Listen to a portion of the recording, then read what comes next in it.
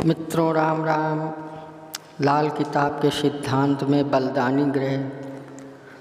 लाल किताब की ज्योतिष पद्धति में एक बहुत ही महत्वपूर्ण दृष्टिकोण ग्रहों के स्वभावों को समझने का है। कई बार यह देखने में आता है कि कोई ग्रह जन्म कुंडली में अच्छी स्थिति में है, किंतु उससे संबंधित फल पूरी तरह प्राप्त नहीं हो पाता। यह स्थिति ग्रहों का बलिदान दर्शाती है।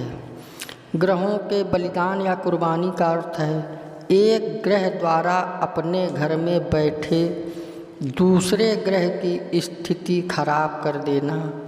दूसरे शब्दों में वह अपना फल देने के बजाय किसी दूसरे ग्रह के फल को भी खराब कर देता है। इसे हम इस तरह समझ सकते हैं। सूर्य अपनी मुसीबत में केतु पर मंदा असर डालता है। चंद्र अपने मित्र ग्रह बृहस्पति, मंगल व सूर्य पर अपना कुछ प्रभाव डालकर स्वयं बुरी स्थिति से बच जाता है। अशुभ मंगल अपने लिए केतु को बलि का बकरा बनाता है।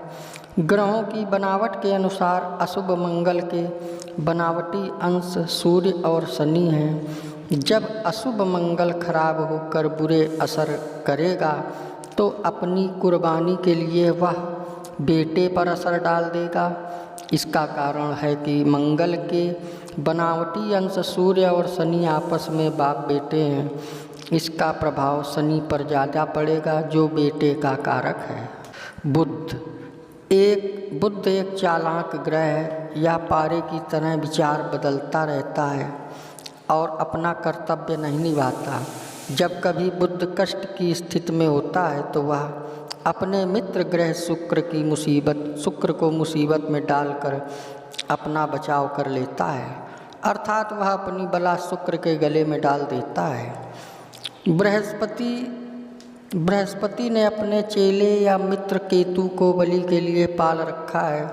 जब बृहस्पति पर बुरा प्रभाव पड़ता है तो वह अपनी मुसीबत केतु पर डाल देता है। उदाहरणार्थ, बृहस्पति 5वें घर में हो, केतु किसी अन्य घर में हो और बृहस्पति की अशुभ दशा आ जाए तो केतु के 6ठे घर का फल अशुभ हो जाएगा और 5वां घर संतान का उसका बुरा नहीं होगा।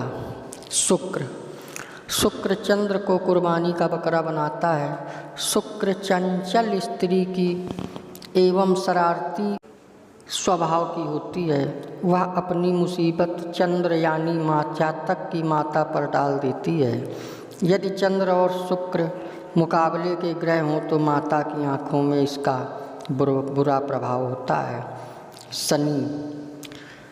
शत्रु ग्रहों से स्वयं को सुरक्षित रखने तथा अपने प्राण बचाने के लिए शनि ने राहु केतु को रक्षक के रूप में अपने पास रखा है।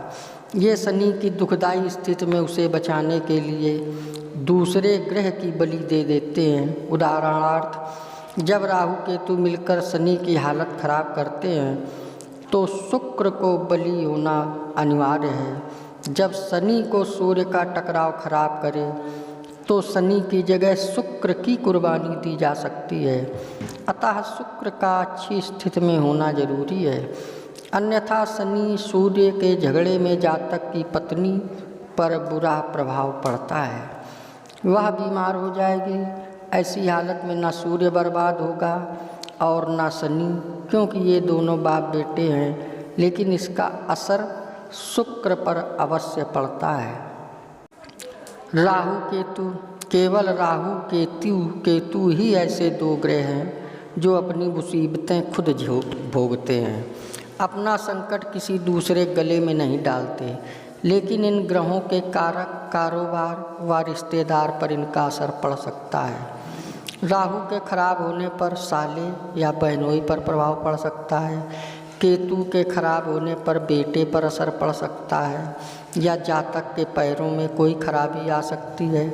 वर्ष फल में जब भी कोई ग्रह पहले घर में आता है तो वह अपना प्रभाव सर्वप्रथम उस घर में डालेगा जिसमें वह बैठा है। उसके बाद शत्रु ग्रह पर जो किसी भी घर में बैठे हों और तत्पश्चात मित्र ग्रहों पर डालेगा। अगर आप हमारे चैनल में नए आए हों तो सब्सक्राइब कर लें, लाइक करें, शेयर करें। जय श्री राम।